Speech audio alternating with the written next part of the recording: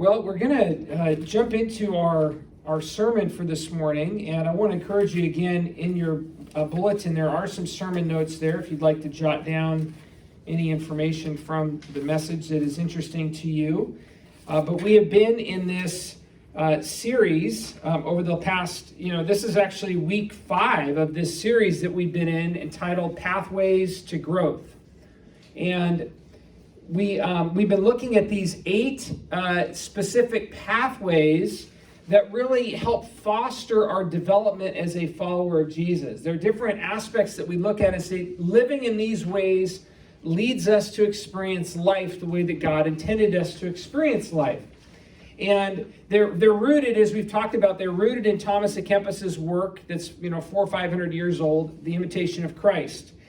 And so I wanted to just share with you briefly, these are the 4 pathways that we've already covered the last 4 weeks. And if you missed any of these and you're interested in listening to the sermon on it, you can go onto our YouTube channel and you can watch these sermons. They're posted on there, with the exception, I think, of week 1. I didn't get week 1 uploaded, but the previous 3 weeks are on there. But if you look at this next slide here, you'll see the different areas that we've talked about, the different pathways. We've talked about the first pathway, learning to develop a spirit of humility, how important humility is in terms of our walk with God. That learning to live a life of humility is one of the ways that fosters this deepening love and care for other people. It helps us understand our place in this world, that we are not God, that God is God, that we are not, and that we exist to serve Him and to love others. We also talked about the second pathway, which is cultivating a virtuous life. And so on that Sunday, I gave you a whole bunch of virtues or virtuous things that can help foster and cultivate a life that is seeking after God. And so we worked through several items. That was if I remember correctly, that was a very practical based sermon. I think I gave you a whole bunch of virtues that can be built into an ongoing into your life in an ongoing fashion. The third pathway, we talked about discovering inner peace. And this is when we talked about the concept of shalom. We talked about being, not only experiencing this inner peace, like this shalom, this well-being from God, but how do we become people of peace? How do we become a peacemaker in the world? How do we become individuals that are looking to care for and bridge the gap with those around us in the midst of conflict?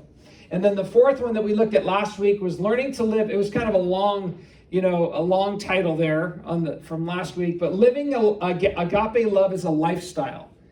So what does it look like for us to live God's love as an ongoing way of life for those around us?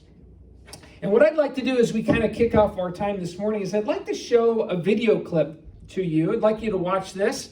It's a clip you've heard me reference the TV series The Chosen, and this is a clip from The Chosen. And I'd like you to watch this, and then I'll kind of tie it into what we're going to talk about this morning in just a moment.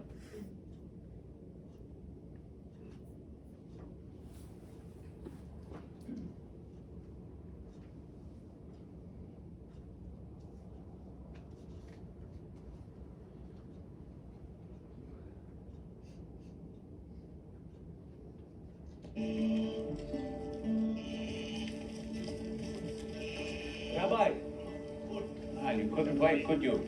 Sorry, we just wanted to clear a few things up, if that's okay. By all means. You Jewish boys are far from home. Yes, as a matter of fact, we are. Shalom to you too. Here's our traditional Jewish greeting for you. Don't lift a finger. That was a warning. Try it again and see what happens. Quiet, Big James. Shalom to you too. You filthy dogs! I said quiet.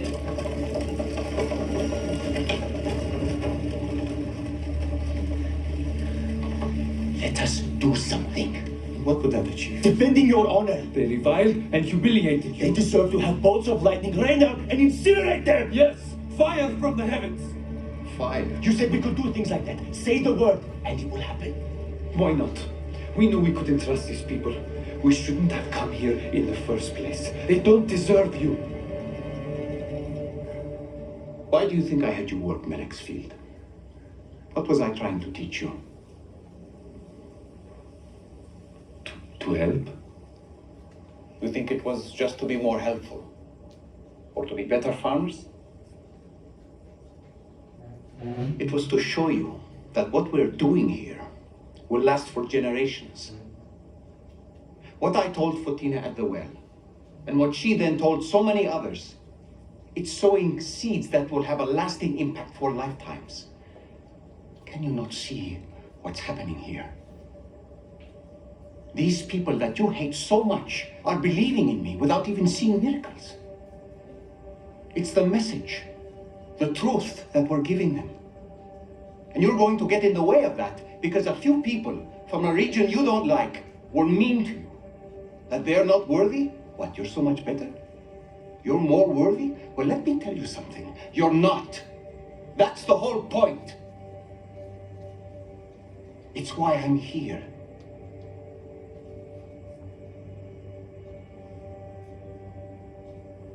I'm sorry. I'm sorry, Rabbi. As we gather others, I need you to help show the way. To be humble. We will.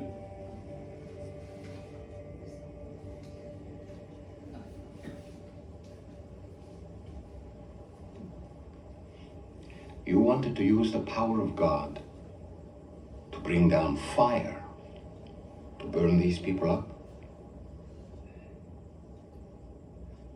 Well, it sounds a lot worse when you say it that way.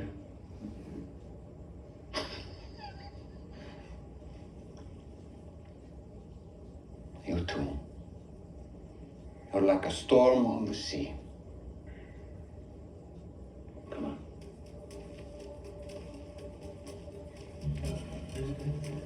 Thunder exploding out of your chests at every turn. In fact, that's what I'm going to call you from now on. James and John, the sons of thunder. Is that a good thing or a bad thing? Today, it was not good. But strong passion can be a good thing when channeled for righteousness. I just may have to delay giving you that authority we discussed earlier, or in smaller doses, until you two calm down a bit.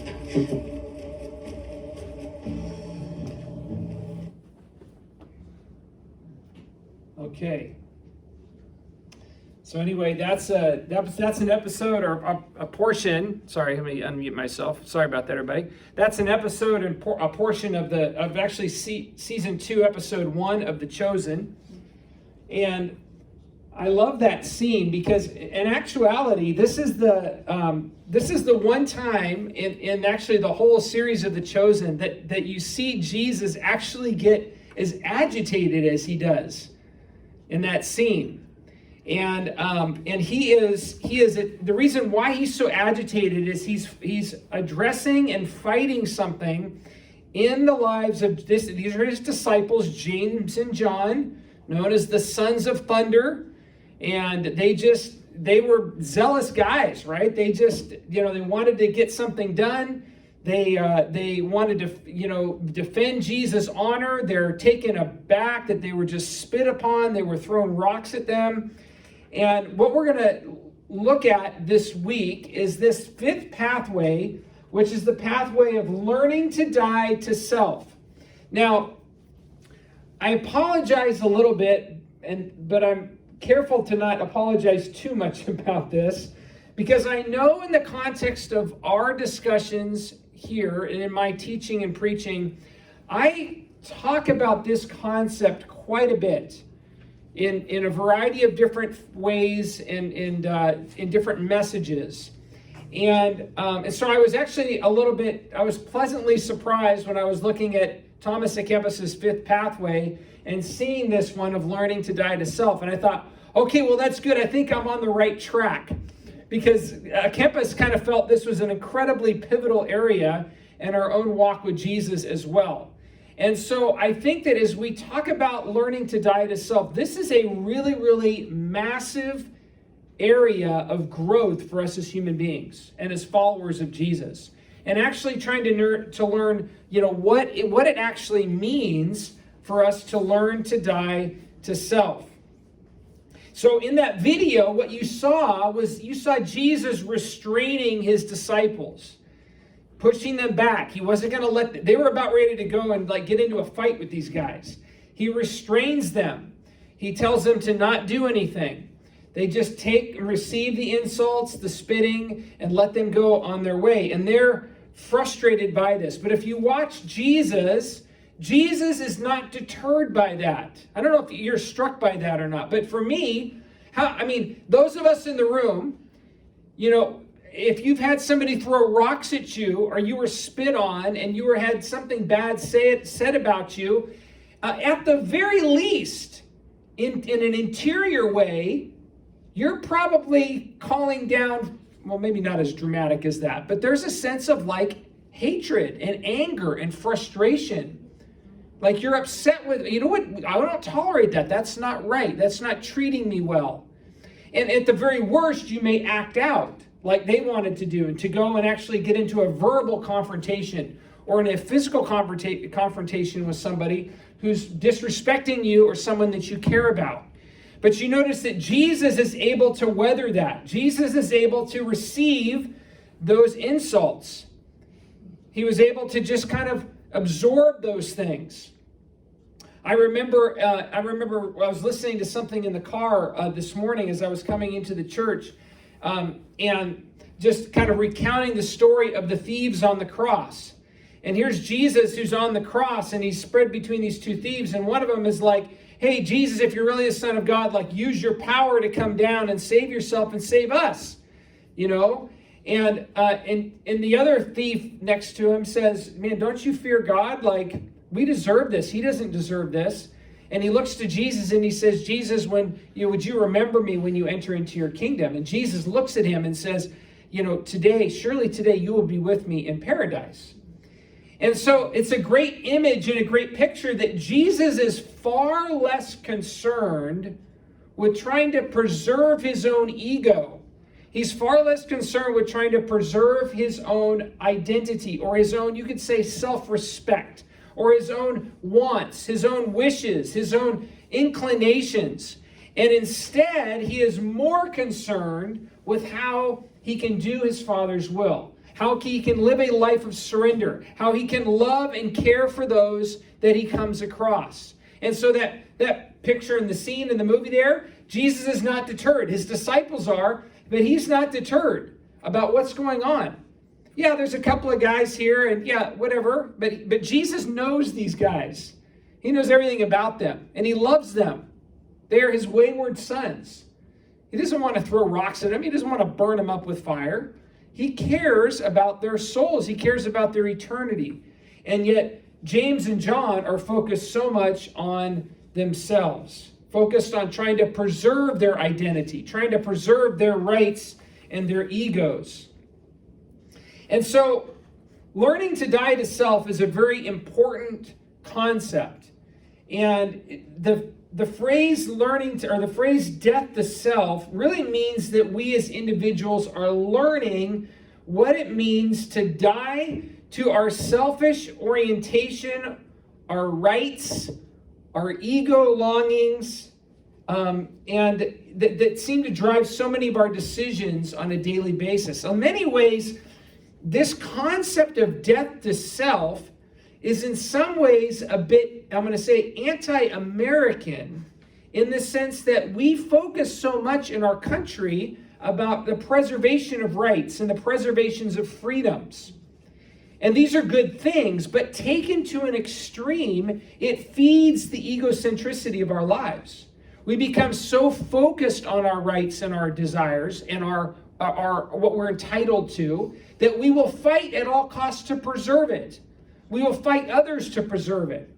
And this is when it goes contrary in many ways to the teaching and to the life of Jesus. Jesus instead calls us to live lives of daily and total surrender to God. Not getting Darren's rights met first. You can even say Darren's constitutional rights met first. That is not the focus of my life. My focus is allegiance to Jesus. To be his son, his daughter, to operate as a deeply and unequivocally surrendered individual to God's plans and desires for my life, which coincidentally will many times lead me down paths where my ego gets challenged. My ego gets disrupted when things don't go the way that I want to or that I feel like I deserve. They'll be contrary to that. And so the great irony is that when we learn to die to ourselves, we actually begin to experience true life. That's where true life really begins, is when we learn to die to live for me. And not just in word, like, yeah, God's in charge of my life. But the reality is that a lot of times, day in and day out, our decision making is very oriented around ourselves and oriented around what makes us comfortable, what we desire and what we want. Instead, we are called to live a life that is consumed and wrapped up in living in Jesus, or having Jesus live in and through us, that we are an empty, you could say, vessel of God's grace. I like to think of the image of, I don't have it here with me, but like a vase or a glass of water. You know, you fill that glass of water up with something, or fill the glass up with something, whether it's water or something else. That's what our lives are intended to house, true life within us. And that is really being filled with God's Spirit, filled with the very life and presence of Jesus, so that we can not only be nourished by it, or we can offer it as a nourishing drink to those around us. See, that's why we exist as the receptacle for God's goodness to be experienced and lived out. So the scriptures teach us many things related to death to self. There's several verses, and I won't go into all of them here. You may want to jot these down and look at them later if you'd like. But Deuteronomy 5:7, we've talked about this verse many times, gives us the very first of the 10 commandments. You shall have no other gods before me. And this is a powerful, powerful verse that on the surface, if we look at it initially, we might look at it in the current context of when it was written, and we may say, well, okay, I'm not like the people back in the ancient Near East. I don't worship the sun god.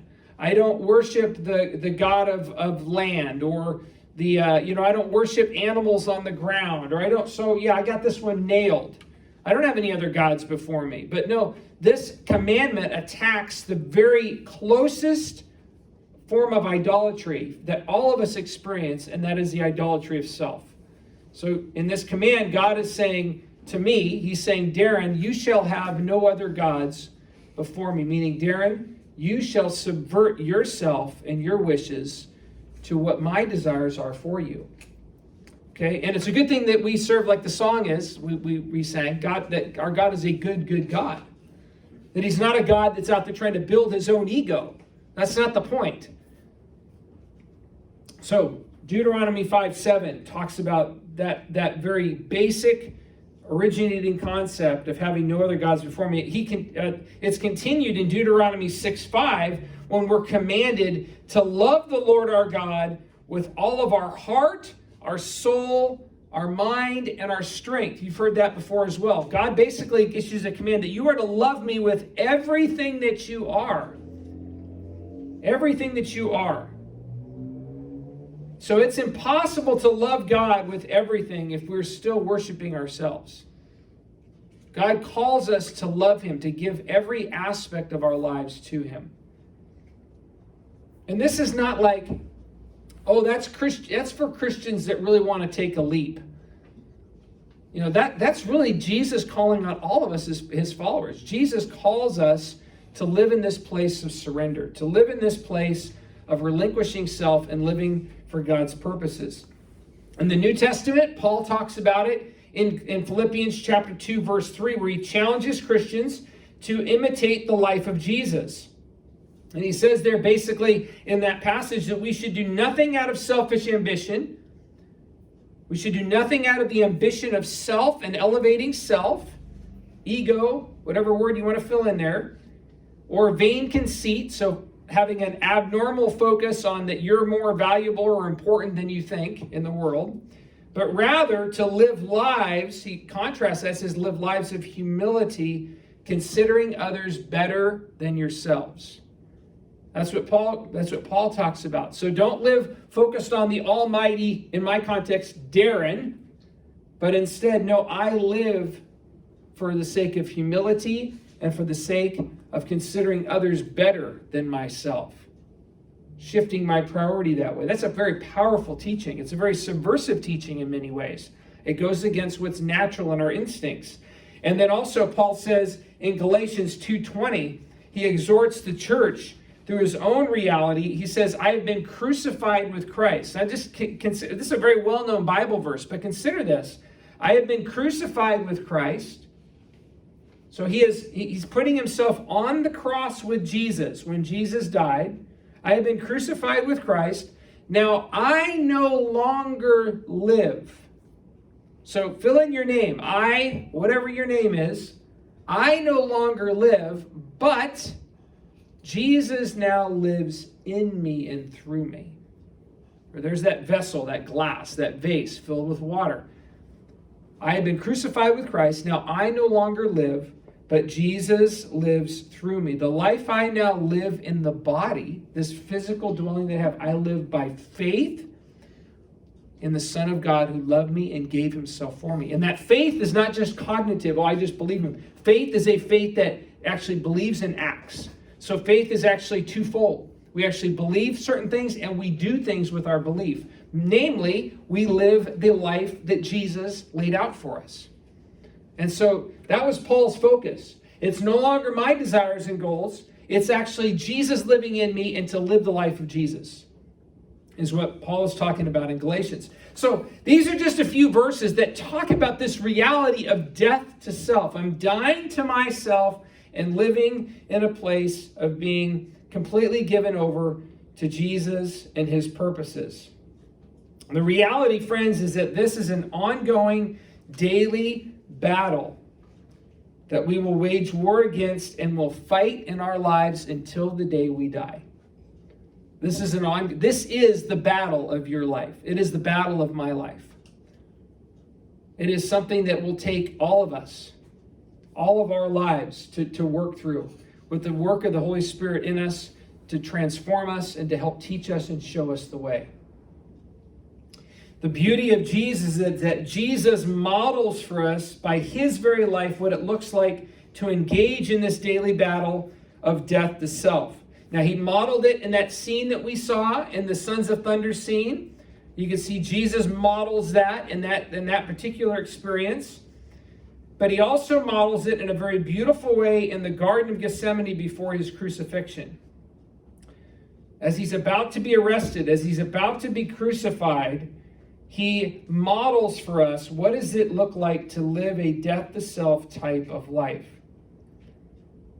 So Jesus, even in death, Jesus' own death would be one of the beauties of Good Friday and Easter. Jesus' own death is an example, his own physical death is an example of our need to die in order to be like Jesus, risen again to new life.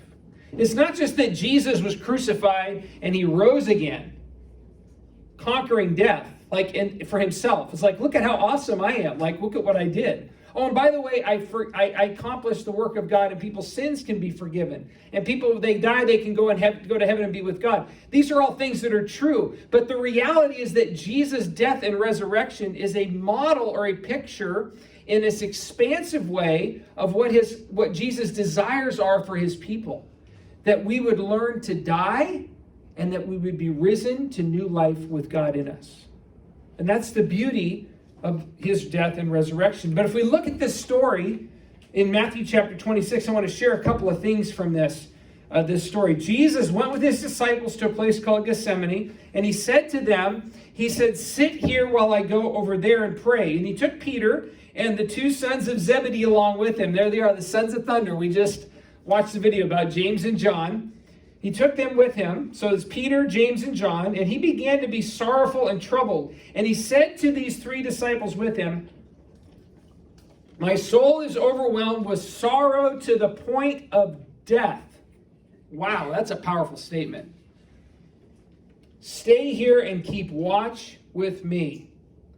Can you imagine the scene here? Look at, it's a picture, can you imagine seeing Jesus in the garden, these three disciples, looking at his face, seeing how he's in this anguish. So what does it look like to see Jesus in a place where his soul is overwhelmed with sorrow to the point of death? That's a pretty sad place to be.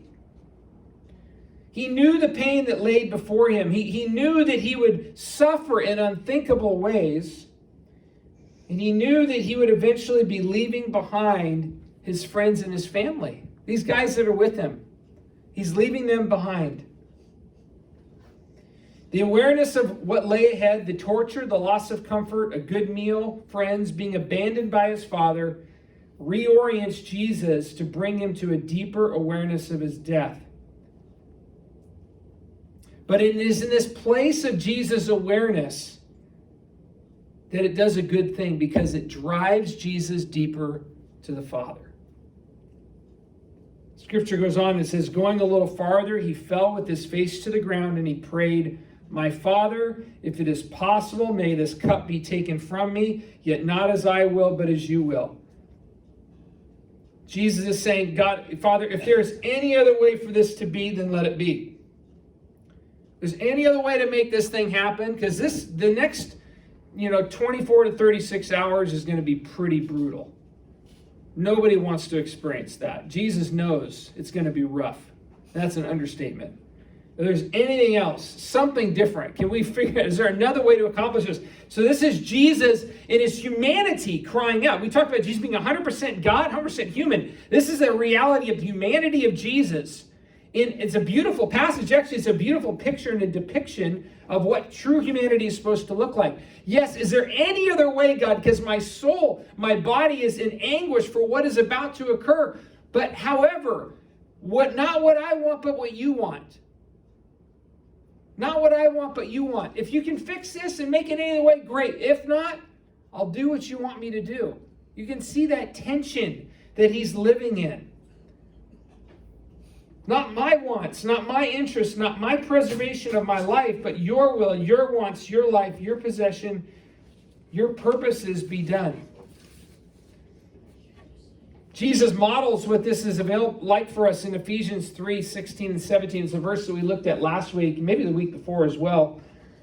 Again, I pray that out of his glorious riches he may strengthen you with power through his Spirit in your inner being, so that Christ may dwell in your hearts through faith.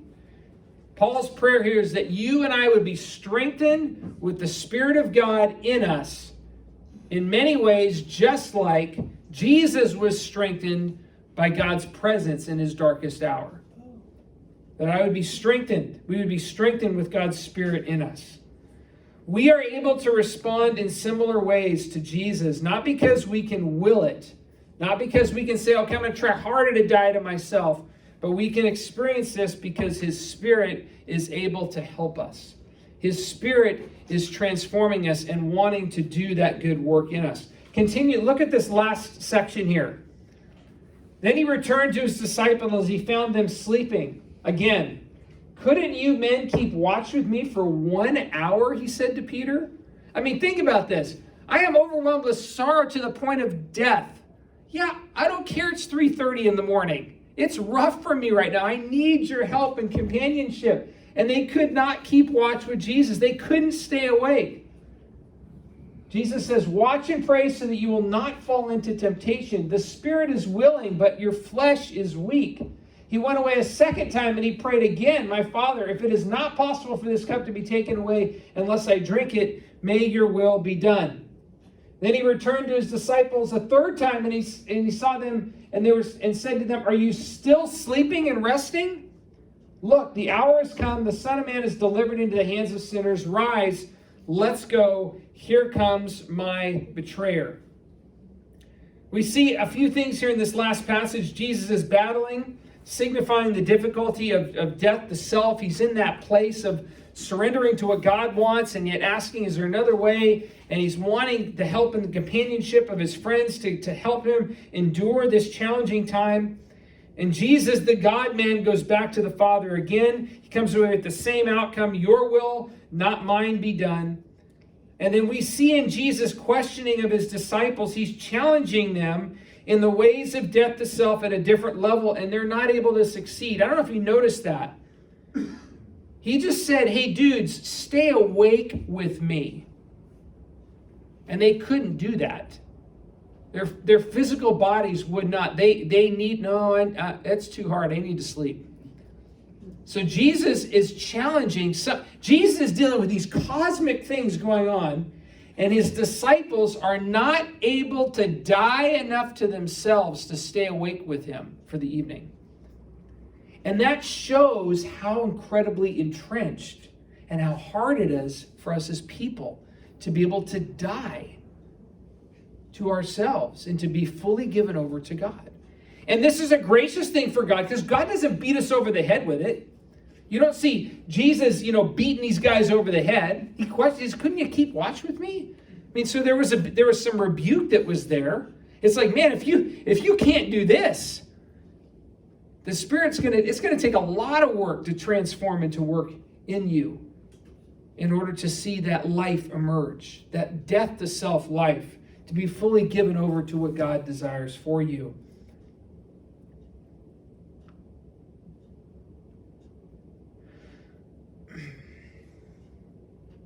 So let me wrap up this morning and just give you a couple of closing kind of points of application with this. I have good news for us, and the first is this. I'm pretty confident that nobody in this room is going to be asked to go to a cross and die on a cross for the sins of the world like Jesus did. Okay? That's something that only he did, only he can do. Okay? And that doesn't take away from there are many people and missionaries and folks around the world who have gone to places and have sacrificed their very lives for the sake of what Jesus has called them to do. But I want to back up just for a moment and say, how did people get there? How do we get to that point of where we don't know exactly what's going to happen with our lives? It is because Jesus is asking us to posture ourselves and respond the way that he does by saying, like he said to his Father in the garden, not my will, but your will be done. That's the goal. Not my will, but your will be done in my life. And that's a challenge. That's a real tough statement for all of us to handle and to grapple and to hold. Is there something that you would look at Jesus and say, I will do any of these things, but when you ask me to do that, you cross the line? Nope, not that. And that's human. I'm not trying to beat anybody up. That's human. There are things that are very, very difficult, and we kind of sometimes assume that God's going to ask us to do the most difficult things. But what we have to realize is that as we are being transformed, the grace of God is heavy upon us, and the grace of God will lead us in the paths of his righteousness, the ways that he wants us to live and to respond in the world. And so it starts, though, by saying, I desire to be someone who is given over completely to God for his purposes and his will in my life. So I want you to think for a moment, what are some things that you think Jesus may be asking you to release to him? That there may be, even as I've been sharing this morning, the Spirit of God may be teaching or communicating to you, this is an area I need to die to. This is an area that I need to release over to God because it has got too much control over my life, or it's got too much power over my life. I want to encourage you to make a note of that. Maybe write that down. Is there a thing or two that Jesus may be asking you to release to him, to give to him, to surrender to him, to die to?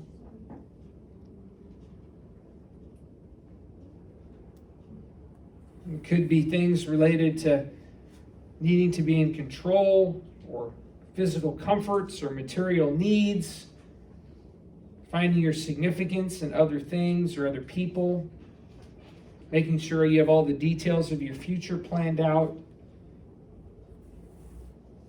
Remember, this is not a will exercise per se, meaning that we need to try harder and harder to accomplish it on our own, but this is really the work of God in us and through us.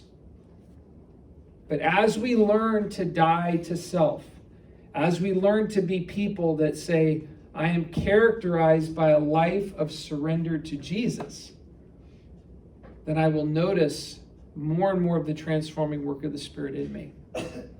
I'll notice more and more of God's grace and peace, shalom, his love, not only there available for me, but effectively channeling itself through me to those around me. It is the great, I guess you could say, irony of life, that you really learn to live by learning to die. And not physically, but in this spiritual reality that we learn to die to me, to be fully alive to God and his purposes in me.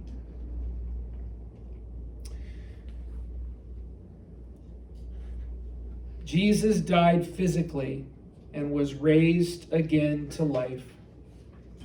And likewise, we are called to die in order to really live. Let that sink in. Jesus died physically and was raised again to life.